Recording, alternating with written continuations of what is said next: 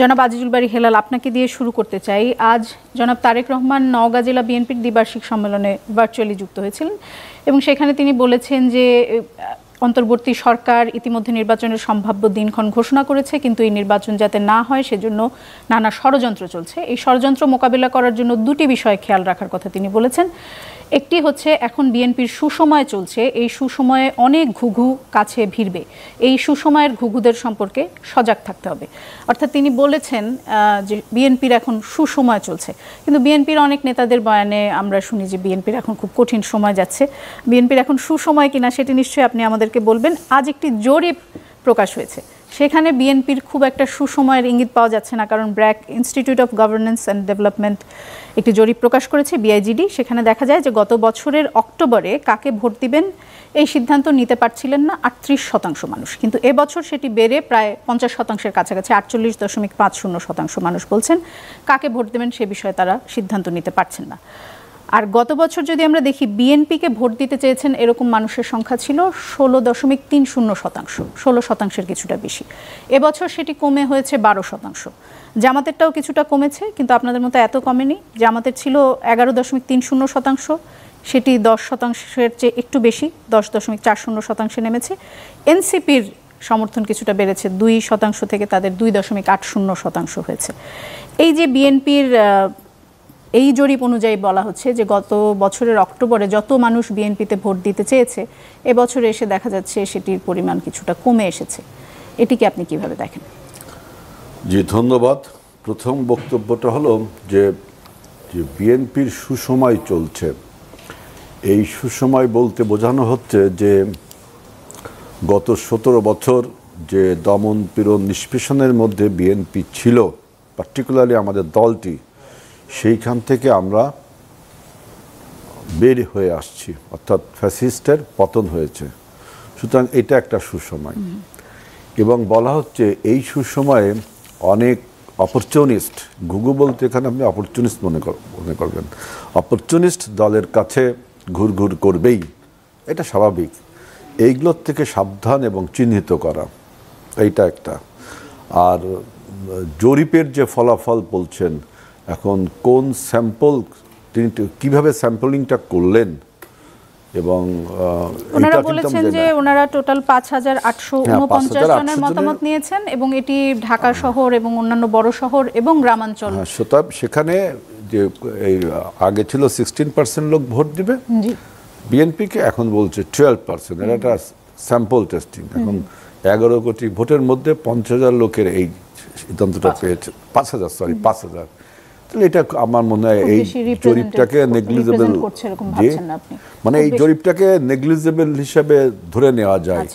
কিন্তু মূল বক্তব্য হলো যে বাংলাদেশে এখন যে নির্বাচনী আবহাওয়া তৈরি হয়েছে, এই নির্বাচনকে পর্যদুস্ত বা আপনার আনসার্টেনিটি তৈরি করবার জন্য আপনি দেখেন যে 5ই আগস্টের সরকার গঠনের পরে আমরা যখন ধারাবাহিকভাবে ভোট চেয়ে আসছিলাম যে ভোট দিতে হবে, এই ষড়যন্ত্রের ব্যাপারটি নিশ্চয়ই বলবেন। ষড়যন্ত্র না, আমি বলছি যে আমরা যে ধারাবাহিকভাবে যখন ভোট চাচ্ছিলাম তখন অনেকেই কিন্তু আমাদের উপরে রাগ হয়েছিল, জনগণেরও কিছু অংশ। আবার রাজনৈতিক দলগুলো তো ক্রমাগতভাবে বলছিল বিএনপি ভোট ছাড়া কিছু বোঝে না। কিন্তু আমরা কন্টিনিউয়াসলি কিন্তু এই আমাদের বক্তব্য রেখেছি, সরকারকে প্রশ্ন করেছি যে কেন আপনি দ্রুত ভোট দিবেন না। কিন্তু দেখা গেল যখন সরকার ভোটটি ঘোষণা করলো, তখন এতদিন যারা সরকারকে বলেছিল 5 বছর থাকা উচিত, সরকারের পক্ষে অনেক কথা বলেছিল, তারা দেখি এখন হতাশ। আর আমরা কিন্তু সাধুবাদ জানালাম। ষড়যন্ত্রটা বলেন আর নির্বাচনের অনিশ্চয়তা মানে এইখানেই বিষয়। কারণ অনেক রাজনৈতিক দল এখন বলছে যে আমরা এইটা কন্ডিশন না হলে ভোটে যাব না। জনাব আজিজুল বারী হেলাল, একটু যদি থামাই, যে বরাবর এই সরকার আসার পর থেকেই একটা অভিযোগ করা হচ্ছিল বা বলা হচ্ছিল, ধারণা করা হচ্ছিল যে সরকারের উপর জামায়াতে ইসলামের প্রভাব বেশি এবং বিএনপির সাথে সরকারের এক ধরনের টানাপোড়েন চলছিল, এই ধরনের একটা বক্তব্য আমরা শুনেছি। হঠাৎ কি হলো যে একই সরকার যখন জুলাই ঘোষণাপত্র প্রকাশ করলো, সেখানে দেখা গেল শুধু বিএনপি খুশি, অন্য সব দলগুলো অখুশি। বিএনপির চাওয়ার প্রতিফলন পরিষ্কারভাবেই সেখানে দেখা গেছে এবং নির্বাচনও বিএনপির দাবি অনুযায়ী সেই ফেব্রুয়ারিতেই হচ্ছে।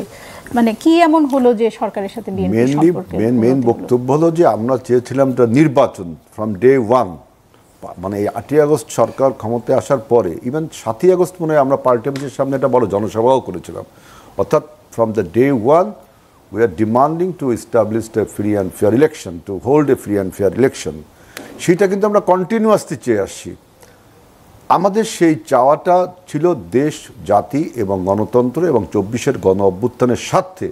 কেন যদি একটা অনির্বাচিত সরকার থাকে তাই 24-এর গণ অভ্যুত্থান বেহাত হয়ে যাবে এবং হয়েও যাচ্ছিল। ইকোনমিক ডিটোরিয়েশন, আপনার সামাজিক বিশৃঙ্খলা, অনেক কথা বলা যায়। সুতরাং আমরা গণতন্ত্রের জন্য দেশের সাথে আমরা খুশি হয়েছি যে আমরা গণতন্ত্র এস্টাবলিশড হবে, দেশের একটা রাজনৈতিক সরকার দেশ পরিচালনা করবে। অতএব ষড়যন্ত্রকারীদের মুখ তখন বন্ধ হবে, ষড়যন্ত্রকারীদের পরাস্ত করার সোজা হবে। কিন্তু অন্য দল যারা সরকারকে এতদিন প্যাম্পারিং করে আসছিল যে আপনি 5 বছর থাকেন, আপনার এইটা করতে হবে, সেইটা করতে হবে, না এখন তো ফেব্রুয়ারিতে তারা সরকারের প্রতি হতাশ। তার মানে কি? তার মানে দেখেন যে আমরা যে কথাটা বলছি যে নির্বাচন নিয়ে একটা আনসার্টেনিটি ছিল, ধোঁয়াশা ছিল, সেটা তো এখন পরিষ্কার হলো যে অন্যান্য রাজনৈতিক দলগুলো নির্বাচনটাকে ঠেকিয়ে অর্থাৎ রেখে তাদের নিজেদের শক্তি সঞ্চয় করবার জন্য আমি আসলে আমার প্রশ্নটার উত্তরটা যদি একটু দেন আপনি। আমি সেটা বলছি, আমরা চেয়েছি নির্বাচন হোক, হ্যাঁ, এবং সরকার সে দাবিটা মেনে নিল। দেখলাম আমরা অনেক সরকারের মধ্যে অনেকগুলো ডেডলাইন দিচ্ছিল যে প্রথমে বললেন ওনারা ডিসেম্বর থেকে জুন, তারপর ফেব্রুয়ারি, আবার ফেব্রুয়ারি থেকে জুন, এপ্রিল, এরকম নানা ধরনের ডেডলাইন পাচ্ছিলাম। তারপর এসে বিএনপি যেটি চেয়েছে সেই প্রতিফলনটাই আমরা দেখলাম। সেটির পেছনে কারণটা কি যদি বলেন? সেটির পেছনের কারণটা কি, মানে আপনি নির্বাচন আমাদের দাবি, তো জনগণের তো দাবি। আপনি একটা গণ অভ্যুত্থানের পরে সরকারের কাজটা কি? নির্বাচন অনুষ্ঠান করে, এটি তো সরকারের কাজ। সেই নির্বাচনটা নিয়ে একটা ধোঁয়াশা সৃষ্টি হলো, সেটা যখন কেটে গেল আমরা নিশ্চয়ই সরকারকে সাধুবাদ জানাবো। এইটাই কারণ যে নির্বাচন যেহেতু হচ্ছে এবং নির্বাচনের যে প্রিকন্ডিশন, সংস্কার, বিচার, এইগুলোর বিষয়ে কিন্তু দীর্ঘ 2 মাস ধরে আমার জবাব আমি পেয়েছি। আপনি বলেছেন এটা জনগণের দাবি, সেজন্যই সরকার এটি মেনে নিয়েছে। ডক্টর জাহিদুর রহমান, আপনার কাছে যেতে চাই। আপনাকে 5ই আগস্টের আগ পর্যন্ত যখন আপনি আমাদের অনুষ্ঠানে আসতেন বা যে কোনো টকশোতেই যেতেন, আপনি যদি নিচের কমেন্টগুলো, আমি জানি না কখনো পড়েছেন কিনা, যদি পড়েন তাহলে দেখবেন যে সেখানে আপনাকে একজন সাহসী বক্তা হিসেবে এবং সরকারের বিরুদ্ধে, সরকারের সমালোচনা করার জন্য মানুষ খুব সাধুবাদ দিত আপনাকে। কিন্তু এখন সম্প্রতি দেখা গেছে যে আপনার সাথে যদি বিএনপির আরেকজন নেতা থাকে, তাহলে অনেক সময় আমাদের কমেন্টে শুনতে হয় যে বিএনপির থেকে আমরা দুজনকে কেন ডেকেছি। আপনার কি মনে হয় যে কেন হঠাৎ করে এই অবস্থার পরিবর্তন হলো? খুবই ইন্টারেস্টিং প্রশ্ন। এটা আমি নিজেও খেয়াল করেছি। আমি আমার ব্যক্তিগত চ্যানেলের কমেন্টেও এটা খেয়াল করেছি। এটা সঠিক, তারা যেভাবে বলছেন। কেন এটা হলো, মানে ধরুন আমি একজন অ্যানালিস্ট, কিন্তু আমার আবার অ্যাক্টিভিস্টও। আমি আমার একটা পলিটিক্যাল ইডিওলজি আমি একদম স্পষ্টভাবে ঘোষণা করেছি। সেটা হচ্ছে আমি একজন সেন্ট্রিস্ট মানুষ। আমি আসলে একজন, মানে আমার পলিটিক্যাল ইডিওলজি, আমি মোটা দাগে আমি একজন সোশ্যাল ডেমোক্র্যাট বলতে আমাকে আমি পছন্দ করি। এখন যেটা দাঁড়িয়েছে বাংলাদেশে বা পৃথিবীর কোনোখানে, আইডেন্টিটি পলিটিক্সের বিরুদ্ধে আমার খুব শক্ত অবস্থান আছে। সেটা হিন্দুত্ববাদী পলিটিক্স যদি হয় সেটা। আমি ভারতের বিজেপির রাজনীতির বিরুদ্ধে খুব কঠোর কথা বলেছি। শুধু সেটা না, এক্সক্লুশন করে এরকম আইডেন্টিটি, যেমন বাঙালি জাতীয়তাবাদ, এটাও কিন্তু এক্সক্লুড করে, কারণ আমাদের এই মাটির সবাই বাঙালি না। আমি এটার বিরুদ্ধে বলেছি, কলাম লিখেছি, শেখ হাসিনার সময়ের কথা বলছি। তো যখন আমি এই স্পষ্ট অবস্থানটা জানিয়েছি, তখন যেটা দাঁড়ালো, বাংলাদেশে এই মুহূর্তে বিরোধী যে রাজনীতিটা প্রধানতম হয়ে উঠছে, সেটা কিন্তু একটা আইডেন্টিটি পলিটিক্স। ধর্মভিত্তিক আইডেন্টিটিকে দিয়ে তারা রাজনীতি করার চেষ্টা করছেন। আমি নাম যদি বলে, জামায়াতে ইসলামী আছে, ইসলামী আন্দোলন আছে, তার সাথে আরও কিছু দল। এই কারণে আমি, আলাউদ্দিন আছেন এখানে, ওনাদের যখন যেদিন পার্টি ঘোষণা করেন তার 2 দিন বা 3 দিন পর আমি একটা কলাম লিখেছি দেশের লিডিং একটা পত্রিকায়। সেখানে আমি তাদের জন্য শুভকামনা জানাতে গিয়ে এই কথাটা বলেছি যে বাংলাদেশে বিএনপি একটা মোটা দাগে মধ্যপন্থী দল, তার অনেক বিচ্যুতি বা স্খলন আছে। তার বিপরীতে যে শক্তিটা দাঁড়াচ্ছে এখন, আমি ওটা নেই না। আমি ওই শক্তি বাংলাদেশে আসুক, এটা আমি গণতান্ত্রিকভাবে চাই না। এই কথাটা বুঝতে পারতে হবে। আমি কিন্তু গায়ের জোরে ঘাড় ধরে ইসলামপন্থী রাজনীতি নিষিদ্ধ করতে হবে, যারা কনস্টিটিউশনাল পলিটিক্স করে, আমি সেটার পক্ষে না। তাদের রাইট নিয়ে আমি অসংখ্যবার কথা বলেছি। আর আছে কি বিকল্প? তখন আওয়ামী লীগ নিষিদ্ধ হয় নাই যে মানুষ আবার আওয়ামী লীগকে খুঁজে নেবে। এই দুইটা কোনোটাই আমার কাছে অপশন না। সেজন্য যেহেতু তারা তখন থেকে কিন্তু বলছেন তারা একটা মধ্যপন্থী দল হতে যাচ্ছেন, তখন আমি এনসিপির জন্য শুভকামনা জানিয়েছিলাম যে বাংলাদেশের 2টো মধ্যপন্থী কোনো একটা একটু সেন্টার রাইট, কোনো একটা একটু সেন্টার লেফট হবে, এই ধরনের হয়ে বাংলাদেশের রাজনীতিটা ভবিষ্যতে তারা পারস্পরিক ফাইট করুক, এটা হলো আমার চাওয়া। সো আমার পলিটিক্যাল যে পজিশনিং সেটা এই মুহূর্তে দ্যাটস ফ্র্যাঙ্ক বিএনপির সাথে মেলে, কারণ আমি বিএনপি স্খলনের পরও ইডিওলজিক্যাল পয়েন্টে আমাকে যদি বলেন যে বাংলাদেশে এখন দুটো রাজনৈতিক দলের যে নাম বললাম ইসলামী, এরা কিন্তু প্রকাশ্যে দেশের শরিয়া আইন কায়েম করবেন, তাদের নেতারা বিভিন্ন জনসমাবেশে বলছেন, গুরুত্বপূর্ণ নেতারা বলেছেন। তো এখন আমি এটাকে আমাদের এখন সবচেয়ে বড় গুরুত্বপূর্ণ পলিটিক্যাল ইস্যু বলে মনে করি। তো যখনই আমি ওটাকে কমব্যাট করার চেষ্টা করেছি, তখন তারা খুব স্বাভাবিকভাবে যেটা হচ্ছে অন্যদিকে নিয়ে যাওয়া। খেয়াল করবেন একটা ইন্টারেস্টিং জিনিস, আমি যখন কোনো বক্তব্য দেই সেটাকে ক্রিটিক না করে, আমরা একটা গণতান্ত্রিক সমাজে চাই যে ক্রিটিক করা হোক, আমি যা বলছি এটা ভুল কিনা না করে ওই যে ট্যাগিং, তো বিএনপি, তুমি বিএনপির দালাল, দুজন বিএনপি চলে এসছে, এই যে বলা হচ্ছে ট্যাগ করা হচ্ছে, কারণ তারা মনে করেন এই ট্যাগ করার মাধ্যমে কাউকে থামিয়ে দেওয়া যেতে পারে। এবং আমি কিছুদিন আগে একটা প্রোগ্রামে স্পষ্টভাবে এই কারণে যে বিএনপির দাবির সাথে আপনার দাবি না, একটা জিনিস খুব জরুরি না, আমি একটা কথা এইভাবে বলেছি, বিএনপির সাথে কোনো গতি নাই, এরকম একটা বক্তব্য করে দিয়েছি, এবং সেই বক্তব্যটা এইটুকু দিয়ে লোকজন মানে মিডিয়ার বিভিন্ন জায়গায় ফটোকার্ড বানিয়েছে। কারণ বলেছি আমরা যারা মধ্যপন্থী মানুষ, ধরুন সামনে একটা নির্বাচন হবে, এনসিপিও তো মধ্যপন্থার কথা বলে, হতে পারে, আমি তো এনসিপির জন্য সেই শুভকামনা জানাই, আমি কিন্তু মানে তাদের সমালোচনাও করি, কারণ তাদের এই সমালোচনাটা কোনোভাবে তাদেরকে ধ্বংস করা, খারাপ করা সেই জন্য না, তাদের শুভাকাঙ্ক্ষী হিসেবেই করি, এখনও করি। মধ্যপন্থী দল এটাও একটা অপশন আমার জন্য, আমি মনে করি। কিন্তু সামনের নির্বাচনে ফ্র্যাঙ্কলি বলি, NCP is not strong enough যে তারা বাংলাদেশে ডানপন্থী যে রাজনীতির উত্থান হচ্ছে নির্বাচনী ব্যবস্থার মধ্য দিয়েই, বিজেপিও তো নির্বাচনে জিতেই ক্ষমতায় এসছে, তাই না? সেটা ঠেকানোর জন্য এনসিপি এখনো শক্তপোক্ত হয়ে ওঠে নাই। তো সামনের নির্বাচনে আমি একজন মধ্যপন্থী মানুষ হিসেবে সব রকম স্খলনের পরও, বিএনপির অনেক অভিযোগ আছে, আমি বিএনপি করি না, বিএনপির সমালোচনা কি কি আছে আমরা জানি, তাদের চাঁদাবাজি, দখলদারি, কিন্তু সেসব সমালোচনা কি এখন একটু কম করছেন? না, কম করছি না। এখন ব্যাপারটা যেটা দাঁড়িয়েছে সেটা হলো আমি আমার মূল কোন সংকটটাকে আইডেন্টিফাই করব, আচ্ছা সেটা ওইটা মূল সংকট। আমার মনে হয় আপনার বক্তব্য খুবই পরিষ্কার, আপনার বিভিন্ন লেখা এবং এখনকার বক্তব্যেও আপনি যে উগ্র ডানপন্থার শক্তির উত্থানের কিছু লক্ষণ দেখতে পাচ্ছেন, এরকম আপনি বলেছেন। একটু থামাই, শুধু উগ্র ডানপন্থা না, আমাদের কনস্টিটিউশনাল যে ডানপন্থা, আমি এটাও এই রাজনীতিও আমি সমর্থন করি না। এবং সেখানে কিন্তু এই ভয় সবসময় আমরা দেখেছি যে আওয়ামী লীগ দেখাতো, এখন বিএনপি দেখাচ্ছে। আপনার কি মনে হয় যে নির্বাচিত সরকার, এখন তো অন্তর্বর্তী সরকার, নির্বাচিত সরকার যদি আসে তাহলে কি এই উগ্র ডানপন্থার যে উত্থান সেটি রোধ করা যাবে? সেটি কি পদ্ধতিতে হবে? আওয়ামী লীগ যে পদ্ধতিতে করেছে সেই পদ্ধতি? একদমই না। আপনি চমৎকার একটা কথা বলেছেন, আওয়ামী লীগও এই জুজুর ভয় দেখিয়ে মানবাধিকার লঙ্ঘনের একটা টুল এটাকে করেছে। যেমন আমি আরেকটু এভাবে বলি, মুক্তিযুদ্ধ নিয়ে রাজনীতি করা যাবে কি যাবে না একটা নতুন প্রশ্ন উঠছে। আলাউদ্দিনের আহ্বায়ক কিন্তু বলছেন এটা নাকি শেষ হয়ে গেছে। আওয়ামী লীগ মুক্তিযুদ্ধের চেতনা জিনিসটা এনেছে তার ফ্যাসিজম কায়েম করার জন্য, সে মানুষের অধিকার হরণ করার জন্য। ঠিক একইভাবে জঙ্গি কার্ডও ওভাবে ব্যবহৃত হয়েছে, এটা অন্যায়। ডানপন্থা বলি বা কনস্টিটিউশনাল, মানে আমি কনস্টিটিউশনাল, আমি অন্য যারা ফার রাইট আছে, হিজবুত তাহরির আমি নাম বলছি, ও তো রাজনীতি করার রাইট আছে বলেই আমি মনে করি না। কিন্তু যারা কনস্টিটিউশনাল ইসলামিক দল আছে তাদেরকেও পলিটিক্যালি তাদের সাথে ফাইট করতে হবে। পৃথিবীতে কোনোদিনও এই দলগুলোকে, যদি আমার অন্য একটা আর্গুমেন্ট আছে, আপনার এই চ্যানেলে অন্য একটা প্রোগ্রামে এসে আমি আলাপ করেছি, কেউ যদি শরিয়া আইন কায়েম করবে বলে, আর একটু স্পষ্টও তাদেরকে করতে হবে, তাহলেও তারা আমাদের এক্সিস্টিং সিস্টেমে রাজনীতি করতে পারে কিনা। তো ওটাও আওয়ামী লীগের মতো না, হাসিনার মতো করে না, এটা পলিটিক্যালি এটাকে ফাইট করতে হবে, জনগণকে কনসাস করে তুলতে হবে যে কেন আসলে এটা তোমার জন্য কল্যাণকর না। মধ্যপন্থা এবং মধ্যপন্থা, এটা এনসিপি হোক, এনসিপির বিরুদ্ধেও তো কিছু কিছু ক্ষেত্রে সমস্যা, দুর্নীতি বা এইসবের সমস্যা অভিযোগ এসছে, বিএনপির বিরুদ্ধে এসছে, এগুলো নিয়ে শোরগোল করে এই দলগুলো বিএনপি সেটা পলিটিক্যালি ফাইট করতে পারবে বলে আপনার ধারণা? আমার ধারণা।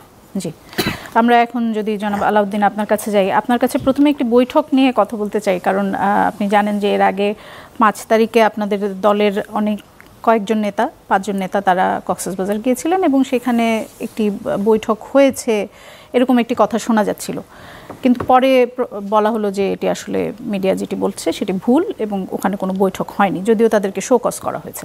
কিন্তু আজ তো সত্যি সত্যি আপনাদের একটি বৈঠক হয়েছে মার্কিন ভারপ্রাপ্ত রাষ্ট্রদূত ট্রেসি অ্যান জ্যাকবসনের সঙ্গে। আপনাদের আজ 5টা থেকে 6টা এই টাইমের মধ্যে খুব সম্ভবত বৈঠকটি হয়েছে এবং সেখানে আপনি উপস্থিত ছিলেন, জনাব নাহিদ ইসলাম ছিলেন, আক্তার হোসেন ছিলেন এবং ডাক্তার তাসনিম জারা ছিলেন। ডাক্তার তাসনিম জারা ছাড়া কক্সবাজারে যারা ছিলেন তাদের কাউকে এখানে দেখা যাচ্ছে না। এটির কারণটি কি এবং এই বৈঠকে আপনাদের কি নিয়ে আলোচনা হলো যদি বলা যায়? ধন্যবাদ আমার দুই বিজ্ঞ সহ আলোচক এবং যারা দেখছেন সবাইকে শুভেচ্ছা। প্রথমত একটা বিষয় যেটা বলি যে 5 অগাস্টের যে ঘটনা এটা ইতিমধ্যে অনেক আলোচিত হয়েছে এবং একটা বিষয় স্পষ্ট হয়েছে যে সেখানে কোনো বৈঠক হয়নি। সেই যেই আপনার হোটেলে ঘটনাটি ঘটেছে সেখানে পিটার হাস অথবা এখানে কোনো মার্কিন নাগরিকের উপস্থিতিও পাওয়া যায়নি।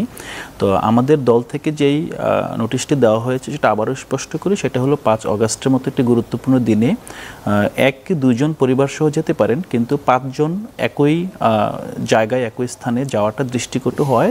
দল থেকে তাদেরকে সতর্ক করা হয়েছে যাতে তারা ভবিষ্যতে এই ধরনের দায়িত্বশীল জায়গা থেকে কাজ না করেন। সো ওইটার সাথে কোনো ক্রিমিনাল অ্যাক্টিভিটিস যুক্ত না, বাট এটার সাথে আজকের ঘটনাও একটা মিল আছে। সেটা হলো যে তখন ওখানে যে ঘটনাটা ঘটলো আপনার সেখানে দেখেছেন, সেখানে মিডিয়া থেকে শুরু করে লোকাল যে আপনার পলিটিক্যাল অ্যাক্টিভিস্টরা তারাও কিন্তু হোটেলের সামনে গিয়ে বিক্ষোভ শুরু করেছে একটা গুজবকে কেন্দ্র করে, এবং গুজবটি ছড়িয়েছে গোয়েন্দা সংস্থার লোকজন অথবা ওখানে যারা উপস্থিত ছিলেন। কিন্তু আপনি জানেন যে গত মাসে জনাব তারেক রহমানের সঙ্গেও একটি বৈঠক হয়েছে ট্রেসি এন্ড জ্যাকবসনের, এবং সেটি লন্ডনে হয়েছে। না, সেটা তো স্বাভাবিক। আমি আপনার সেই পয়েন্টে আসছি, আমি একটু ব্যাকগ্রাউন্ডটা বলে দিচ্ছি। সেটা হলো যে আজকের ঘটনায় যেটা ঘটেছে, আজকের ঘটনাটা হলো যে এখানে মার্কিন যুক্তরাষ্ট্রের যে দূতাবাস তারা দফায় দফায় রাজনৈতিক দলগুলোর সাথে বৈঠক করছে এবং বেশিরভাগ ক্ষেত্রেই ওনারা আপনার রাজনৈতিক দলগুলো অফিসে যাচ্ছেন। তো আমাদের কাছেও অ্যাপ্রোচ করা হচ্ছিল যে আমাদের অফিসে তারা আসতে চান, কিন্তু আমাদের অফিসটা যেহেতু একটা কমার্শিয়াল স্পেসে এখন পর্যন্ত আমাদের সেই পরিবেশ নাই, সেই সুবাদে আমরা প্রস্তাব দিয়েছি আমরা আপনাদের হয় দূতাবাসে অথবা অন্য কোনো জায়গায় রেসিডেন্সিয়াল আমরা মিটিং ওনার বাসভবনে অথবা ডেপুটি মিশন হেডের বাসভবনে যেখানে সুবিধা হয় আর কি। তো এটা একটা শিডিউলড মিটিং, আর মিটিং উপস্থিতির ক্ষেত্রে আমাদের 4 জনের এটা 4 to 4 মিটিং হয়েছে। আপনার রাষ্ট্রদূতের পক্ষ থেকে 4 জন, আমাদের পক্ষ থেকে 4 জন। আমি যেহেতু এখন পার্টির ফরেন অ্যাফেয়ার্স সেকশনটা দেখাশোনা করছি, সেক্ষেত্রে আমি এটা সমন্বয় করছি এবং আমাদের তাসনিম যারা এখানে সিনিয়র আপনার যুগ্ম সদস্য সচিব হিসেবে আগে থেকেই আপনার ওয়েস্ট ব্লকের যেই ডিপ্লোমেসি সেটাতে নেতৃত্ব দিচ্ছেন, আর আমাদের আহ্বায়ক এবং সদস্য সচিব পদাধিকার বলে তারা উপস্থিত ছিলেন। এই 4 জন আসলে এটার সাথে কক্সবাজারের বৈঠকে বাকি যারা উপস্থিত ছিলেন না, এটার সাথে কোনো সম্পর্ক নেই। এটি এই কারণেই প্রশ্নটা জিজ্ঞেস করা, কারণ এরপর থেকেই আসলে বিভিন্ন ধরনের কথা ভেসে আসছে যে এনসিপিতে ভাঙন ধরছে বা এনসিপির নেতাদের মধ্যে এক ধরনের এক ধরনের দূরত্ব তৈরি হচ্ছে সিনিয়র নেতাদের মধ্যে, এবং এরপরে এই যে প্রতিনিধি দল দেখে অনেকের মনে আবার প্রশ্ন জাগতে পারে, কারণ যাদের সাথে ভাঙন ধরেছে বা যাদের সঙ্গে বলা হচ্ছে যে দূরত্ব তৈরি হয়েছে তাদেরকে এখানে আসলে দেখা যাচ্ছে না বৈঠকে, যদিও তারা দলে যথেষ্ট গুরুত্বপূর্ণ নেতা হিসেবে পরিচিত। আজকে একটা ঘটনা ঘটেছে, আমরা যখন আপনার রাষ্ট্রদূতের বাসার সামনে অপেক্ষা করছিলাম গাড়ির জন্য উবার কল করে, ওখানকার একটা ছোট্ট ফটো দূর থেকে উঠানো হয়েছে এবং একটি আপনার শীর্ষ দৈনিক ওই ফটো দিয়ে আপনার ফটো কার্ড করে নিউজ করেছে যে এনসিপি নেতারা ঘন্টার পর ঘন্টা দূতাবাসে বৈঠক করছেন। তো একটা রাজনৈতিক দল আপনার এখানে যে বিদ্যমান যেই রাষ্ট্রদূত আছেন কিংবা ফরেন মিশনগুলো আছে তাদের সাথে রেগুলার ভিত্তিতে বৈঠক করে থাকে, এটা একটা রাজনৈতিক সংস্কৃতির অংশ। কিন্তু এটাকে এনসিপির ক্ষেত্রে যেভাবে ক্রিমিনালাইজ করা হচ্ছে এবং স্বাভাবিকভাবে ডিপ্লোম্যাটিক নর্মস কিন্তু সাধারণ মানুষ যারা কমেন্ট করছেন অথবা যে জনগণ তারা কিন্তু এটা বোঝেন না অনেক ক্ষেত্রে যে আসলে এই মিটিংগুলো কীভাবে হয়, কারা অপারেট করেন। এখানে সিনিয়র নেতৃবৃন্দ আছেন, তারা জানেন যে পার্টির বিশিষ্ট কিছু ব্যক্তিবর্গ অ্যাসাইন করা থাকে, এই জিনিসগুলো মেনটেন করা, ফলো আপের ব্যাপার আছে এখানে একটা। তো এই বিষয়টা এমন না যে মানে সবাই দল বেঁধে যাবেন আর কি, নিউজ করছে এরকমও না, কারণ আমি যেটা বললাম যে মিডিয়ার দায়িত্বশীলতার জায়গা আমরা মনে হয় সবার জন্যই। বিএনপির ভারপ্রাপ্ত চেয়ারম্যানের সাথে যে মিটিংটা হয়েছে সেটি কিন্তু আমাদের চ্যানেলেই এটি নিয়ে নিউজ গিয়েছে। না, আমরা তো প্রেস রিলিজ দিয়েছি ইতিমধ্যে, প্রেস রিলিজের পূর্বে সেখানে আলাউদ্দিন বিরতি থেকে আপনার কাছে ফিরে আসবো এবং তখন আসলে যে জিনিসটি জানতে চাই, আপনি জানেন যে এনসিপির চট্টগ্রামের একজন নেতার বিরুদ্ধে চাঁদাবাজির অভিযোগ উঠেছে এবং তিনি আগেও এই অভিযোগে অভিযুক্ত ছিলেন, তখন তিনি শোকজের জবাব দিয়ে ফেরত আসতে পেরেছেন। আবারও তিনি শোকজের সন্তোষজনক জবাব দিলে আপনারা ফেরত নেবেন কিনা, বিরতি থেকে ফিরে এসে সে বিষয় নিয়ে আলোচনা করব। দর্শক, একটা বিরতি নিচ্ছি, ফিরছি কিছুক্ষণ।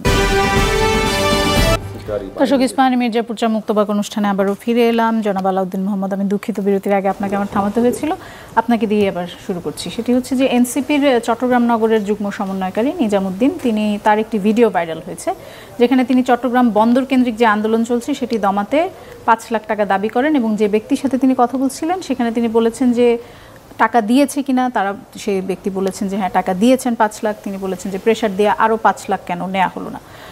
নিজামুদ্দিনকে শোকজ করা হয়েছে আপনাদের দল থেকে, কিন্তু নিজামুদ্দিনের বিরুদ্ধে এর আগেও একজন নারী অভিযোগ করেছিলেন। ইনফ্যাক্ট তিনি চট্টগ্রামের পুলিশ কমিশনারের কাছে একটি চিঠি দিয়েছিলেন যে তার স্বামীর কাছ থেকে নিজামুদ্দিন 2 কোটি টাকা দাবি করেছে এবং সেটি না পেয়ে মিথ্যা মামলায় তাকে পুলিশ ধরে নিয়ে গেছে, তার নামে মিথ্যা মামলা দেওয়া হয়েছে এবং তাকে পুলিশ ধরে নিয়ে গেছে। এবং তখন তিনি বৈষম্য বিরোধী আন্দোলনের নেতা ছিলেন। এবং এনসিপির চট্টগ্রাম নগরের যিনি প্রধান সমন্বয়কারী মীর আরশাদুল হক, তিনি বলেছেন যে বৈষম্য বিরোধী ছাত্র আন্দোলন থেকে তাকে তখন বহিষ্কার করা হয়েছিল, কিন্তু জবাব যেহেতু সন্তোষজনক ছিল বহিষ্কারের পর, তখন তার পদ আবার ফিরিয়ে দেওয়া হয়েছিল। এখন যেহেতু অভিযোগ উঠেছে আবার তার কাছে ব্যাখ্যা চাওয়া হবে। এইবার যদি তিনি আবার সন্তোষজনক জবাব দিতে পারেন তাহলে কি আবার ফিরিয়ে নেবেন কিনা?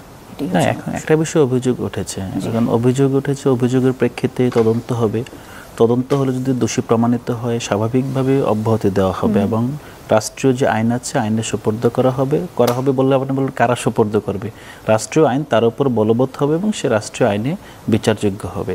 সো এখানে আসলে এটা নিয়ে আমাদের জিরো টলারেন্স। পত্রিকায় দেখলাম যে অনেকগুলো আসলে তার বিরুদ্ধে অভিযোগ যে শুধু সেই নারীর স্বামীর ব্যাপারে করেছেন তা না, এর পরেও তিনি অনেকগুলো চাঁদাবাজির ঘটনা ঘটিয়েছেন এবং যেহেতু তিনি একবার করে রেহাই পেয়ে গেছেন সেই কারণেই হয়তো পরবর্তীতে আরো করার সাহস পেয়েছেন। এবার কি এই কারণে এটি নিয়ে বেশি আলোচনা হচ্ছে যে এটি ভিডিও আছে সেই জন্য? না, খুব স্বাভাবিকভাবে অপরাধ হলে ধরা পড়লে আলোচনা হবেই, কারণ মানুষ আমাদের কাছ থেকে অপরাধ চায় না, আমাদের কাছ থেকে শুদ্ধতা চায়, বিশুদ্ধতা চায়। হ্যাঁ, এখন এই জায়গায় আমরা তো জিরো টলারেন্স শুরু থেকেই। এখন একটা দুটা ঘটনা আসলে অবশ্যই তদন্ত করে শাস্তি দেওয়া হবে, কিন্তু এটা কেন আগে হয়তোবা অভিযোগ প্রমাণিত হয় নাই, তখন তাকে দলে আনা হয়েছে, এখন অভিযোগ প্রমাণ হলে দল থেকে অব্যাহতি দেওয়া হবে। একটা বিষয় মাথায় রাখতে হবে যে একটা সংগঠন, এটা যে কোনো সংগঠনে, এটা কিন্তু আপনার যে আমরা পরিবারের মতো থাকি, পরিবারের মধ্যে 24 ঘন্টা নজরদারির মধ্যে থাকে, সংগঠনের সদস্যরা কিন্তু 24 ঘন্টা নজরদারির মধ্যে থাকা সম্ভব না। তারা ব্যক্তিগত জীবনে কোথায় সংগঠনের নাম ব্যবহার করে কি করছে এগুলো আপনার মানুষের উচিত। এবং আমরা খুব হ্যাপি যে মিডিয়া এবং সুশীল সমাজ এবং যারা কনসার্ন আপনাদের মতো বারবার আমাদের ধরছেন এবং আমাদের সংবেদনশীলতার মাত্রাটা অনেক ঊর্ধ্বে নিয়ে গিয়েছেন। আমরা এখন এই বিষয়টা আজ করলে আমরা অ্যাকশন নেওয়া শুরু করি, অভিযোগও লাগে না। যখন কারো আপনার এই অসঙ্গতি প্রমাণিত হয়, দেখা যায়, তখনই কিন্তু তার বিরুদ্ধে শোকজ দেওয়া শুরু হয়। সো এই জায়গায় আমরা কমিটেড, এখানে সংশয়ের কোনো অবকাশ নেই যে তাকে কি করা হবে। অন্যায় করেছে অবশ্যই শাস্তি পাবে। জি, কিন্তু শোকজটা আসলে যেটি প্রশ্ন সেটি হচ্ছে যে শোকজটা আগেও করা হয়েছিল, হ্যাঁ, এবং তখন অপরাধ প্রমাণিত হয়নি। একদিনে কি উনি এই পর্যায়ে এসেছেন যে উনি বলছেন যে আরেকটু প্রেসার দিয়ে 5 লাখ টাকা দাবি করার জন্য উনি আন্দোলন থামিয়ে দিবেন? ওনার প্রভাব তো বোঝাই যাচ্ছে যে এখানে উনি আন্দোলন থামাতে পারেন, শুরু করতে পারেন, টাকা দাবি করতে পারেন। এই জায়গায় তো উনি একদিনে আসেন। আরেকটা বিষয়, এই যে ভিডিওটা এটাও কিন্তু রিসেন্ট না, এটা আরো কিছুদিন আগের, যখন সাইফ পাওয়ার টেক নিয়ে বন্দরে আন্দোলন হচ্ছিল তখনকার ভিডিও, এটা এখন রিলিজড হয়েছে। তো আমরা যেহেতু নজরে আসছে অবশ্যই ব্যবস্থা নিতে হবে, এটা নিয়ে কোনো আপনার জল ঘোলা করার কিছু নেই। জি, তাহলে তো ভিডিও করা ছাড়া আসলে মানুষের আর কোনো উপায় নেই। ওদিকে স্বরাষ্ট্র উপদেষ্টা বলছেন যে কোনো অপ্রীতিকর ঘটনা ঘটলে লোকজন ভিডিও ধারণ করে, কিন্তু যারা প্রতিহত করতে আসে না, অপ্রীতিকর ঘটনা প্রতিহত করা আমাদের ইমানি দায়িত্ব। আবার ভিডিও করার পর আপনার গাজীপুরে সাংবাদিককে কুপিয়ে মেরে ফেলা হয়েছে, একজন মানুষকে কুপিয়ে মারা হচ্ছে, সেখানে গিয়ে কি প্রতিহত করা সাধারণ মানুষের? এটা আপনারা দেখেন যে অপরাধের মাত্রা বুঝতে হবে। হ্যাঁ, আমরা ভিডিও করা ছাড়া আসলে এনসিপি জনগণের চাপে, এনসিপি একটি সংগঠন হিসেবে অনেকগুলো লঘু পাপে গুরুদণ্ড দিয়ে ফেলেছে এবং আমি মনে করি যে জনগণকে বুঝতে হবে যে একটি সংগঠন আপনার আকাশ থেকে নেমে আসেনি, জনগণের মধ্য থেকে সংগঠিত হয়েছে। তাদের দোষ হবে, তাদের এখানে ভুল হবে, এই ভুল ভ্রান্তিগুলো তারা সংশোধন করছে কিনা সেদিকে নজর দিতে হবে। একটা ভুল হয়েছে, ভুলটাকে বারবার এটাই আমাদের প্রধানতম বৈশিষ্ট্য সেই হিসাবে প্রমাণ করা যাবে না। তরুণরা বাংলাদেশে যে আজকে যে কথা বলছিলেন, কে দিয়েছে? অনেকগুলো ইভেন চট্টগ্রামের যে কক্সবাজারের যে শোকজ, এটাও তো অন্যায় নেই, বড় ক্রাইম নাই, শোকজ করা হলো, জাতীয় খবর হয় এগুলো, নেতারা নেতারা স্বাভাবিকভাবে ওখানেও কিন্তু শোকজের পর তারা নিরাপত্তাহীনতায় ছিলেন। এখন স্বাভাবিকভাবে জনগণের কাছে, পার্টির অন্যান্য নেতৃত্বের কাছে তাদের দায়বদ্ধতা আরও বেশি আপনার সিরিয়াস একটা আকার ধারণ করেছে। ইভেন আপনি আরও অন্যান্য কেস আছে যেখানে কোনো অভিযোগ আসার আগে আমরা আপনার শোকজ দিয়ে দিয়েছি। এই বিষয়গুলো তো বুঝতে হবে, ইন্টেনশনটা বুঝতে হবে এবং অপরাধের মাত্রা বুঝতে হবে। জাস্টিস হলো যে আপনি ধরেন থাপ্পড়ের এগেনস্টে আপনি মৃত্যুদণ্ড, এটা জাস্টিস না। যতটুকু অপরাধ আপনার ততটুকু প্রপোর্শনাল আপনার রেশিওতে আপনাকে জাস্টিস এনশিওর করতে হবে। সো আমরা যেটা করছি, বারবারও বলছি যে জনপ্রত্যাশায়, জনগণের চাপে এই তারুণ্যের যে শক্তি, শুধু আমরা না, এই তরুণদেরকে অস্থির করে ফেলাটা আমাদের কোনো ঠিক হচ্ছে না। আচ্ছা, কিভাবে স্থির করব তাহলে? মানে না কি বিজনেস অ্যাজ ইউজুয়াল, অন্যান্য আমরা যে সমাজে পাপকে পাপ হিসেবে দেখবো, অপরাধকে অপরাধ হিসেবে দেখবো। এনসিপি অপরাধ করেছে বলে এটা মানে ধরেন আপনার এক ব্যক্তি, যদি শুধু উনি এইবারই করতেন আর আপনারা শোকজ করেছেন তাহলে এটি এখানেই থেমে যেত, কিন্তু উনি এর আগেও করেছেন, সেখানে শোকজ করার পরে আমি কিন্তু চিনি না, আমি নিজামুদ্দিন চিনি না, তাকে আবারও পদটা ফিরিয়ে দেওয়া হয়েছে, যেটি আমাদের জন্য আশঙ্কার কারণ। সেজন্য এই বিষয়টি ফিরিয়ে দেওয়া হয় না। আপনি যেটা বলেছেন তাকে বৈষম্যবিরোধী ছাত্র আন্দোলন থেকে ছাত্র আন্দোলন থেকে অব্যাহতি দেওয়া হয়েছে। বৈষম্যবিরোধী ছাত্র আন্দোলন বিলুপ্তির পর সে চট্টগ্রাম মহানগরের একটি দায়িত্বে এসেছেন। এই কথাটি বলেছেন, আমি ওনাকে কোট করছি, বৈষম্যবিরোধী ছাত্র আন্দোলন থেকে তাকে একবার বহিষ্কার করা হয়েছিল, জবাব সন্তোষজনক হওয়ায় তার পদ ফিরিয়ে দেওয়া হয়েছে। কোথায়? বৈষম্যবিরোধীতে না এনসিপিতে? বৈষম্যবিরোধীতে। এখন তো এটি বলেছেন এনসিপি চট্টগ্রাম নগরের প্রধান সমন্বয়কারী। এই ভদ্রলোক এখন কি এনসিপির তো নাকি? এই ভদ্রলোক যিনি আপনার চাঁদা চেয়েছেন তিনিও এনসিপির, এবং যিনি এই বক্তব্যটি দিয়েছেন তিনিও এনসিপির। তিনি এনসিপি চট্টগ্রাম নগরের প্রধান সমন্বয়কারী। বৈষম্যবিরোধী ছাত্র আন্দোলনের ঘটনাটা ওইটা তো এনসিপির না, ওইটা জুরিসডিকশন এনসিপি না, ওটা শোকজ এনসিপি করে। কিন্তু তারপরে তাকে বৈষম্যবিরোধী ছাত্র আন্দোলনের থেকে আপনারা এনসিপিতে রিক্রুট করেছেন, তাকে দলীয় পদ দিয়েছেন। দেওয়ার আগে কি আপনারা রেকর্ড চেক করবেন না যে তার নামে চাঁদাবাজির অভিযোগ আছে? অভিযোগ তো প্রত্যাখ্যাত হয়েছে, প্রমাণিত হয়নি। কিভাবে প্রমাণিত হয়নি? অভিযোগ প্রমাণিত হয়নি, অভিযোগ প্রমাণিত হলে সে শাস্তি পেত। আচ্ছা, যেহেতু তিনি শাস্তি পাননি সেজন্য আমাদের ধরে নিতে হবে আপনি প্রতিটা অভিযোগের জন্য কি আপনি শাস্তি দিবেন? অভিযোগ আসবে, অভিযোগ প্রমাণ হবে, সিম্পল। আচ্ছা আলাউদ্দিন, অসংখ্য ধন্যবাদ আপনাকে। জনাব আজিজুল বারী হেলাল, আবার আপনার কাছে যেতে চাই। শনিবার জনাব মির্জা আব্বাস বলেছেন, যেটি নিয়ে আসলে আমরা গতকালও আলোচনা করেছি, যে শেখ হাসিনা দেশের 12টা বাজিয়েছে আর এই সরকার 24টা বাজায় দিছে। এছাড়া অবসরপ্রাপ্ত মেজর হাফিজউদ্দিন তিনিও বলেছেন যে দেশটা মগের মুল্লুক হয়ে গেছে।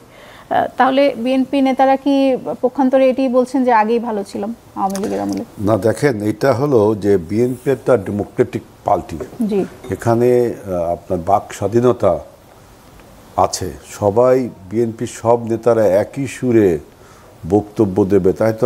তাহলে এটা বিএনপির বক্তব্য না? না না না, তা বলছি না। অর্থাৎ বিএনপির মির্জা আব্বাস ভাই যেটা বলেছেন যে 12টা বাজিয়েছে, এই সরকার 24টা বাজিয়েছে। 24টা যে বাজিয়েছে না, পত্রপত্রিকায় বিভিন্ন রিপোর্ট ছাপা হয়েছে, এই সরকারের উপদেষ্টাদের দুর্নীতি অনেক কিছু ছাপানো হয়েছে। সেইটার বেসিসে তিনি বলছেন যে সরকার 24। আবার মেজর হাফিজ ভাই যেটা বলছেন যে মগের মুল্লুক, দ্যাট মিনস মবের মুল্লুক, এই মবটাকে আর কি উনি মগ বলছে। এটা তো সত্য কথা, এখানে তো একটা মবক্রেসি তৈরি হয়েছে, মানে ইন লিউ অফ ডেমোক্রেসি, সেখানে তো মবক্রেসিটা তৈরি হয়েছে, মাস্তান্তরটা তৈরি হয়েছে।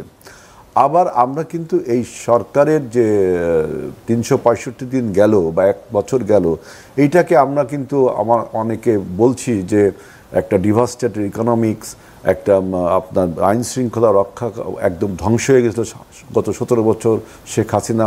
অর্থাৎ এই সরকার উত্তরাধিকার সূত্রে কিছু একদম একটা জিরো ইকোনমিক্স, একটা জিরো আইন শৃঙ্খলা পেয়েছিল, তার উপর দাঁড়িয়ে তাকে কাজ করতে হয়েছে। আমরা এই বক্তব্য দিচ্ছি, তাই না? অর্থাৎ সরকার যে এরকম একটা ফ্রাজাইল কন্ডিশন থেকে এখনও দেশের যেমন আপনার রিজার্ভ বাড়ছে, তারপরে আপনি মনে করেন যে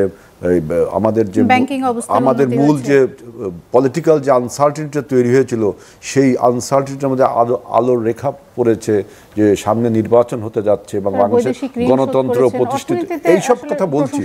সুতরাং আমাদের দলের ভিতর যে এরকম সরকারকে নিয়ে বা ইকোনমিক্স নিয়ে বা সরকারের আইন শৃঙ্খলা নিয়ে বিভিন্ন রকম বক্তব্য, এটা তো ডেমোক্রেসির বিউটি, এটা হতেই হবে, তাই তো?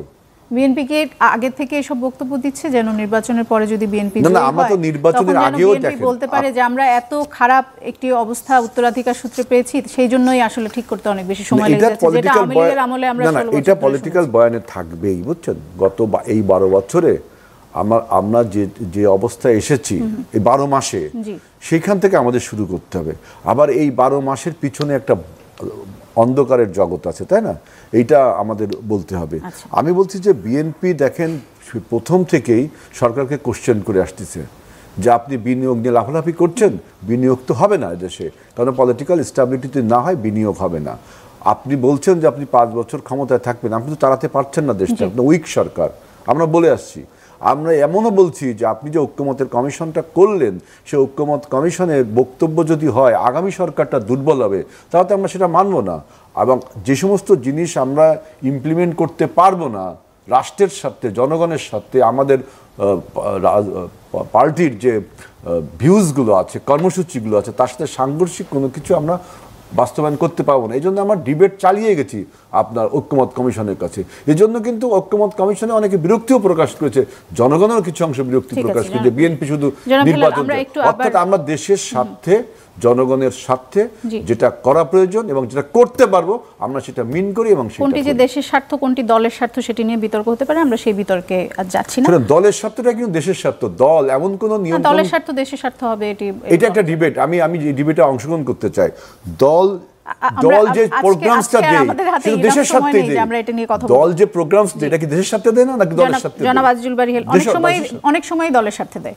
দলের স্বার্থটা মানে তো দেশের স্বার্থ না, দলের স্বার্থ মানে দেশের স্বার্থ কেন না? দলের দলের স্বার্থ সেটি দেশের স্বার্থ। আমার দলটা কি আমরা ওইদিকে না যাই, আমরা ওইদিকে না যাই। জনাব আজিজুল বারী হেলাল, আমরা একটু জরিপের প্রসঙ্গে ফেরত আসতে চাই। সেটি হচ্ছে যে আপনি বিরতির আগে বলেছিলেন যে সরকার যে নির্বাচনের দাবি মেনে নিয়েছে, এটির একটি কারণ হচ্ছে যে এটি জনগণের দাবি। আমি যে জরিপটির কথা বলছিলাম সেখানে মানুষ 51% মানুষ বলেছেন যে তারা ভালোভাবে সংস্কার করে তারপরে নির্বাচন চান, কিন্তু মাত্র 25% মানুষ আবার 2026-এর ডিসেম্বর বা তারপরে নির্বাচন চেয়েছেন, বাকিরা কিন্তু আগেই নির্বাচন চেয়েছেন। তো সেদিক থেকে আপনার কথা ঠিক আছে যে বেশিরভাগ মানুষ আসলে নির্বাচন চায় সময় মতো।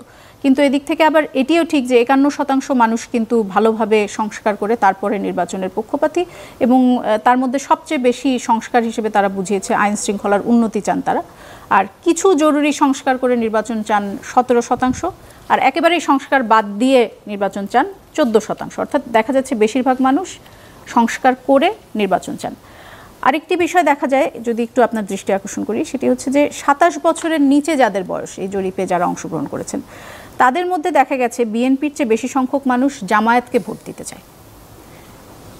তারপর 32% মানুষ এরপরে এই যে ব্যাপারটা আসলে খুবই ইন্টারেস্টিং, কারণ 28 থেকে 35 বছর, 27 বছরের নিচে যারা, তাদের মধ্যে বেশিরভাগ জামায়াতকে ভোট দিতে চায়। 28 থেকে 35 যারা, তাদের মধ্যে বিএনপি জামাত সমান জনপ্রিয়, 28 থেকে 35। আর 50-এর উপরে গিয়ে বিএনপি বেশি জনপ্রিয়। বিএনপি কি তাহলে তরুণদের মন বুঝতে ব্যর্থ হচ্ছে? এটা আপনার জরিপের ফলাফলে তো তাই না। আপনি যে জরিপের রিপোর্টটা পেশ করলেন, এখন এই জরিপটা কোন মতলব থেকে, কোন বিবেচনা থেকে, স্যাম্পলিংটা কিভাবে করা হয়েছে, তার যেভাবেই করা হোক আপনার মতামত এইটাই আসছে, তাই না? এখন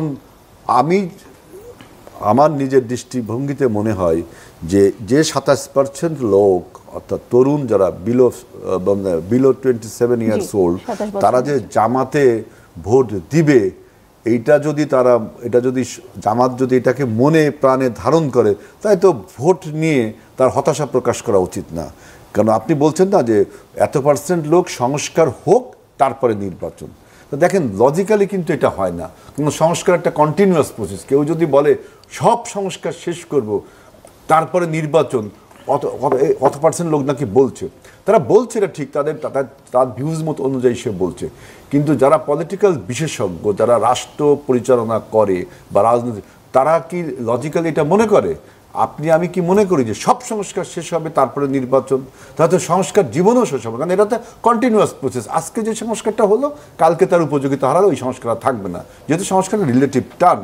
সেই জন্যই বলছি যে জরিপের ফলাফল দিয়ে আপনি গোটা সমাজ ব্যবস্থাকে হয়তো আপনি একটা ধারণা করতেই পারেন, কিন্তু এই ধারণাটা যে সঠিক তা কিন্তু না।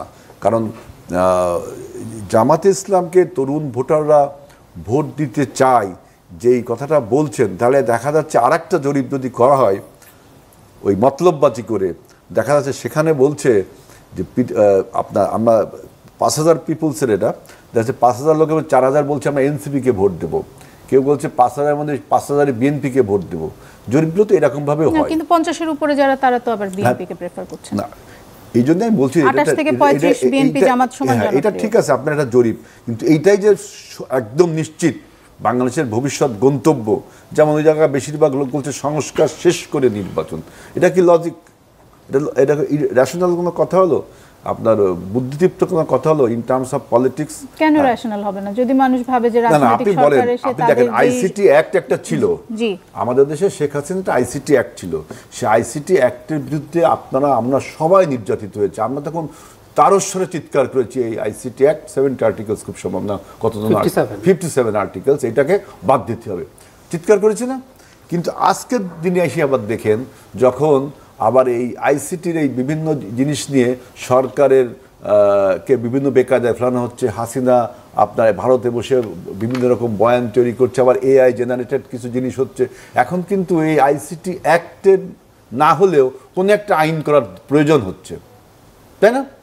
তাহলে আপনি যদি আইসিটি অ্যাক্টে একদম ঝেড়ে ফেলে দিলেন, কিন্তু এখন তো আইন করার প্রয়োজন মনে হচ্ছে, তাহলে এটা সংস্কার করা উচিত না? সংস্কার করা উচিত। আমাদের দেশে যেমন প্রেসিডেন্সিয়াল ফর্ম অফ গভর্নমেন্ট ছিল, আমরা প্রধানমন্ত্রী ফর্ম অফ গভর্নমেন্টে আছে, সংস্কার করে আসছি না।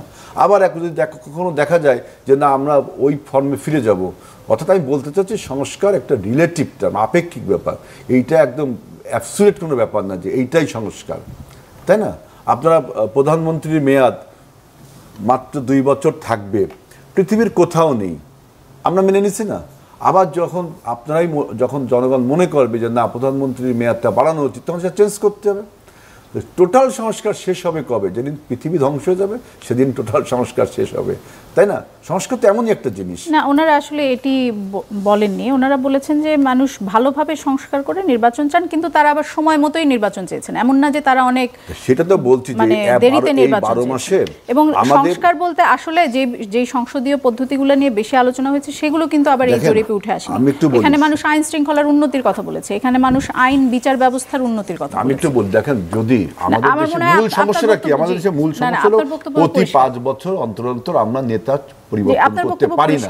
এইখানে যদি সংস্কার হয়, নির্বাচন ব্যবস্থা অর্থাৎ ফ্রি ফেয়ার ইলেকশনটা প্রতি 5 বছর পর পর যা জনগণ নিরাপত্তায় ভোট দিতে পারে, এই সংস্কারটা যদি হয়, দেখবেন বাংলাদেশে অনেক সংস্কার এমনিতেই সমাধান হয়ে যাবে। প্রথম সংস্কার যেটা দরকার নির্বাচনী সংস্কার। সেই গত 12 মাসের নির্বাচনকে একটা ফ্রি অ্যান্ড ফেয়ার এবং ক্রেডিবল করার জন্য যে সমস্ত প্রস্তাব রাখা হয়েছে, সেই প্রস্তাব অনুযায়ী তো নির্বাচনটা হবে। এখন যদি আপনি নির্বাচনে এবার ম্যানিপুলেশন করা বা রিগিং করা, কতটা সমস্যা হবে দেখেন। পুরো জনগণ রাস্তায়, এবার প্রত্যেকটা রাজনৈতিক কর্মী রাস্তায়, মাফিয়া পালিয়েছে, প্রশাসনের সেই সক্ষমতা নেই বা সেই জোরও থাকবে না। রাজনৈতিক কর্মী এবং জনগণ যদি মাঠে থাকে, তাহলে কিন্তু নির্বাচনের লেভেল প্লেইং ফিল্ড, এখানে সরকার নিজেও নির্বাচন করছে না, সুতরাং লেভেল প্লেইং ফিল্ডের কোনো সমস্যা নেই। আমরা আসলে অন্য প্রসঙ্গে চলে যাচ্ছি।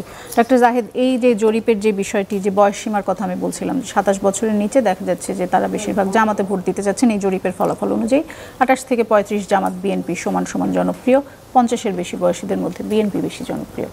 আপনার কি মনে হয় যে জরিপের ফলাফল তেমন বেশি গুরুত্ব সহকারে নেওয়ার দরকার নেই? আচ্ছা, একটা জিনিস স্যাম্পলিং নিয়ে কথা আসলো, মানে যে প্রতিষ্ঠানটা এই জরিপ করেছে তারা জরিপ কীভাবে করতে হয় তারা তা জানেন, এবং বাংলাদেশের মানুষের রিয়াল পিকচার যথেষ্ট ভালো স্যাম্পলিং যদি করা যায়, 5800 যে sample size is good enough, এটা দিয়ে পারা যাবে, এবং তারা ঠিকমতো স্যাম্পলিং করেছেও। কিন্তু আমার অন্য একটা কনফিউশন আছে, মানে আমাদের দেশের মানুষজন জরিপে সঠিকভাবে কথা বলে কিনা, সঠিক তথ্য দেয় কিনা। জরিপে তো ওইটাও একটা গুরুত্বপূর্ণ ফ্যাক্টর। ওনারা সবই ঠিকঠাক করলেন, কিন্তু তথ্যগুলো ঠিকঠাক মতো আসলো না। কারণ আমি না খুব সারপ্রাইজড হয়েছি, মানে সত্যিকার অর্থে আগামী নির্বাচনে আমাদের আসলে এটা দেখার কৌতূহলই থাকবে। বিএনপি আর জামায়াতে ইসলাম এই মুহূর্তে ভোটের পার্সেন্টেজে প্রায় সমান, কিন্তু আমি এই যে গ্রুপের কথায় পরে আসছি, প্রায় সমান হচ্ছে। আবার দেখুন, জামায়াতে ইসলামী প্রপোর্শনাল রিপ্রেজেন্টেশন চাই লোয়ার হাউসে। তার মানে জামাত কি বুঝতে পারছে খেয়াল করুন, তাদেরও হয়তো কোনো সার্ভে বা তাদের নিজস্ব কোনো আন্ডারস্ট্যান্ডিং আছে। তারা জানে যে এক্সিস্টিং সিস্টেমে ইলেকশন হলে তারা যা সিট পাবে প্রপোর্শনাল রিপ্রেজেন্টেশনে তার চেয়ে বেশি পাবে, ইজন্ট ইট? ওনারা রীতিমতো এখন আন্দোলনে নামবেন বলছেন, অথচ লোয়ার হাউসে প্রপোর্শনাল রিপ্রেজেন্টেশনের পরামর্শ বা সুপারিশ আমাদের কনস্টিটিউশন রিফর্মস কমিশনেও ছিল না, ঐক্যমত্য কমিশনেও ছিল না। তো তাহলে জামাত নিজে বুঝতে পারছে যে তার অবস্থা এত ভালো না, র্যাদার তারা যদি এই ধরনের একটা ব্যবস্থায় যায় তাদের জন্য ভালো হবে। এটা হলো এক। দ্বিতীয় হচ্ছে, আমি ঠিক ডেটা কতটুকুতে কি দাঁড়াচ্ছে তা না, আমি এটাই মোটামুটি একমত যে কম বয়সীদের মধ্যে জামাতের অ্যাক্সেস বা জামাতের অ্যাকসেপ্টেন্স বাড়ছে। এখন এটা বিএনপির চাইতে বেশি হয়ে গেছে কিনা এটা নিয়েও আমার কনফিউশন আছে। কেন বাড়ছে দুটো কারণে। একটা হলো দীর্ঘদিন, মানে আওয়ামী লীগের শাসনামলটা যখন ছিল, বিএনপি রাজনীতি করেছে, এবং বিএনপি যখন রাজনীতি করেছে বিশেষ করে ইয়াংরা ছাত্র দলকে দেখার চেষ্টা করে। ছাত্রদল শিক্ষা প্রতিষ্ঠানগুলোতে ছাত্রদল আসলে খুব অ্যাক্টিভলি কাজ করতে পারে নাই, কারণ সে প্রকাশ্যে কাজ করেছে। ছাত্র শিবির নানা ফর্মে, আমি এক গ্রুপ তো আওয়ামী লীগে গেছে সেটার কথা বলছি না, তারা কিন্তু তাদের পরিচয় হাইড করেও নানা রকম সংগঠন, তারা একটু বলে রাখা দরকার, জামায়াতে ইসলামী কিন্তু একসময় একটা বিপ্লবী দল হতে চেয়েছিল। তারা একসময় বিপ্লব বিপ্লব ইসলামী বিপ্লবের স্লোগান দিতেন। আমি নিজে আমার কলেজ লাইফে, আমি যে কলেজে এইচএসসিতে পড়েছি সেই কলেজে ছাত্র শিবির আমি একদম খুব কাছ থেকে দেখেছি, আমার কানে শোনা আছে ওই স্লোগান। তো ওই ফলে তাদের কিভাবে এই প্রতিকূল পরিবেশে সার্ভাইভ করতে হয়, কীভাবে টিকে থাকতে হয়, এগুলো তারা শিখেছেন। এই থাকার কারণে তাদের এক ধরনের কর্মসূচি কিন্তু চলেছে ইয়াংদের মধ্যে, এবং তাদের ছাত্র শিবির পাড়ায় পাড়ায় কিছু তরুণদের সাথে কাজ করার চেষ্টা করেন, যে এখানে হয়তো পলিটিক্সের কথাও বলেন না, তাদেরকে নানান রকম সেবা দেওয়ার চেষ্টা করেন, এরকম নানান কিছু। ওই সময়টা তারা হয়তো সহজে ক্রিয়াশীল থাকতে পেরেছেন। ছাত্রদল সেই তুলনায় যেহেতু তারা প্রকাশ্যভাবে রাজনীতি করতে গেছে, ছাত্রদল খুব ভালো ক্রিয়াশীল থাকতে পারে নাই, এটা একটা কারণ হতে পারে। জামাতের যে দুর্নীতি বিরোধী অবস্থান খুব স্পষ্ট, তারা যেমন কয়েকদিন আগে যে সমাবেশ করলেন সেখানে তারা সেটি বারবার বলেছেন, এবং আপনার কি মনে হয় যে মানুষ এটি বিশ্বাস করে যে জামাত আসলে দল হিসেবে সৎ হবে?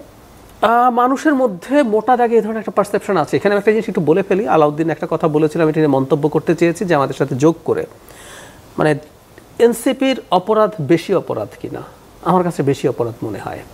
একই অপরাধ বিএনপি করা, আবার অনেকে লিখে দেবেন যে আমি বিএনপি দালাল হয়ে গেছি, একই অপরাধ বিএনপি করা, এনসিপি করা আর জামায়াত করা কিন্তু একই না। একটা উদাহরণ দিই, রাজশাহীতে কিছুদিন আগে একটা পুলিশের তালিকা এসেছে চাঁদাবাজের 100 জনের বেশি, এর মধ্যে 40-এর বেশি বিএনপি, 6 জন জামাত আছে। এই 6 জন জামাত কিন্তু খুবই, আমি মনে করি, সিরিয়াস আলোচনার দাবি রাখে, কারণ কোন দল তার ব্র্যান্ডিং কি করে, দ্যাট ইজ ভেরি ইম্পর্টেন্ট। জামাতের ব্র্যান্ডিং তো বিএনপি করে দেয়নি, আপনি আমিও করে দেননি। উনি বলেছেন উনি সৎলোকের শাসন চান, দ্যাট ইজ জামাতস ব্র্যান্ডিং। সো 6 জনও যখন এটা করে, দ্যাটস এ প্রবলেম। একই জিনিস এনসিপির ক্ষেত্রে, ওনারা নয়া বন্দোবস্তের কথা বলেন, নতুন রাজনীতির কথা বলেন, তারা অন্য দলের চাঁদাবাজির সমালোচনা করেন, চাঁদা কোথায় তোলা হয়, কোথায় বকরা যায়, এসব নিয়ে তাদের রাজনীতি করছেন যখন, তাদের নেই জায়গাগুলোতে অ্যালার্ট বেশি হতে হবে। সেই জন্য পলিটিক্সে অন্তত কোর্টে গেলে অপরাধ সমান, কিন্তু পলিটিক্সের পারসেপশনে কিন্তু এই অপরাধটা রোজ বেড়ে যায়। বিএনপির যে সর্বোচ্চ নাম্বার এসেছে সেটিতে কি সেটি সমস্যা নেই, সমস্যা নেই, না সমস্যা নেই, সমস্যা নেই। আমি আরেকটু উদাহরণ দিই, খোলা কিন্তু জরিপ তো বলছে যে বিএনপির জনপ্রিয়তা গত বছর, আমি জরিপটা খুব রিলাই করছি, একটা উদাহরণ দিই পারসেপশন কিভাবে কাজ করে। হ্যাঁ, খুব তাড়াতাড়ি। যারা ক্লিনটনের যখন একটা কেলেঙ্কারি বের হলো, ক্লিনটনের খুব বড় সমস্যা হলো মলিকা লিয়ালেসকের সাথে, খুব সমস্যা হলো। আমেরিকার লোকজন ক্লিনটনকে একদম যে কি হয়ে গেল, আমেরিকান সোসাইটিতে এগুলো নেই তা না, কিন্তু ক্লিনটন এটা করলো। ডোনাল্ড ট্রাম্পের সাথেও একজন প্রাপ্তবয়স্কদের ছবির অভিনেত্রীর একটা কেলেঙ্কারি ফাঁস হলো, ট্রাম্পের কিছু হয় নাই, কিচ্ছু হয় নাই, তার ভোটার বেস, তার সমর্থকরা খুশি, তার কোনো সমস্যা নেই, কারণ হচ্ছে পারসেপশন। আমি ক্লিনটনের কাছে এটা এক্সপেক্ট করি না, কিন্তু আমি ট্রাম্প এরকমই আমি জানি।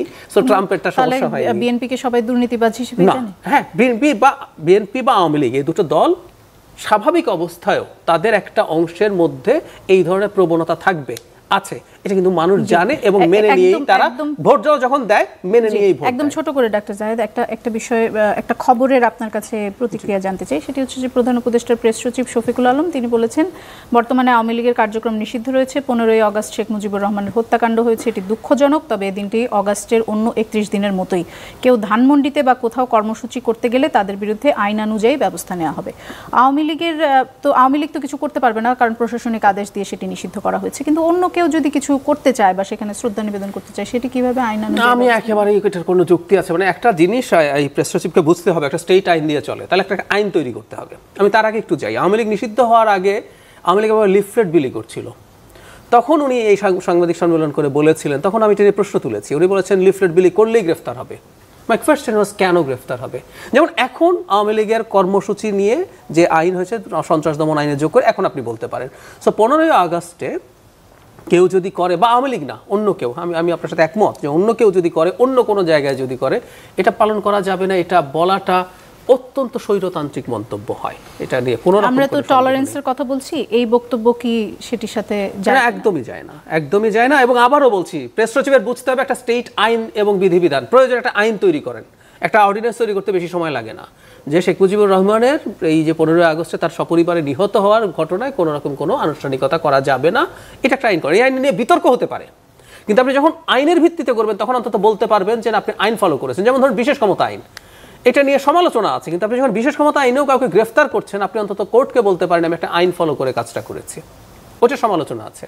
তো ঠিক একইভাবে আপনি একটা আইন টাইন করে এগুলো করেন, এইভাবে জবরদস্তি করে যদি বলা হয় যে এটি কেউ পালন করতে পারবে না, সেটির ফলাফল কি হবে? খুব খারাপ হবে। বাংলাদেশকে নিয়ে আমরা যখন এই ধরনের কাজ করতে যাব তখন আলটিমেটলি যেটা দাঁড়াবে আমাদের মেসেজ যাওয়া। আমরা তো শেখ হাসিনার বিরুদ্ধে দাঁড়িয়ে তাকে লড়াই করে পরাজিত করেছি, কারণ আমরা চেয়েছি বাংলাদেশ একটা নিয়মতান্ত্রিকতার মধ্যে যাবে, আইনের মধ্যে যাবে, এবং আমি পছন্দ করি না এমন কিছু যদি কেউ আইন না ভেঙে করে ওটার সাথে টলারেন্স আমার থাকতে হবে। এটাই তো শিক্ষা ছিল, কিন্তু সেটা না হওয়া। অসংখ্য ধন্যবাদ আপনাদের তিনজনকে।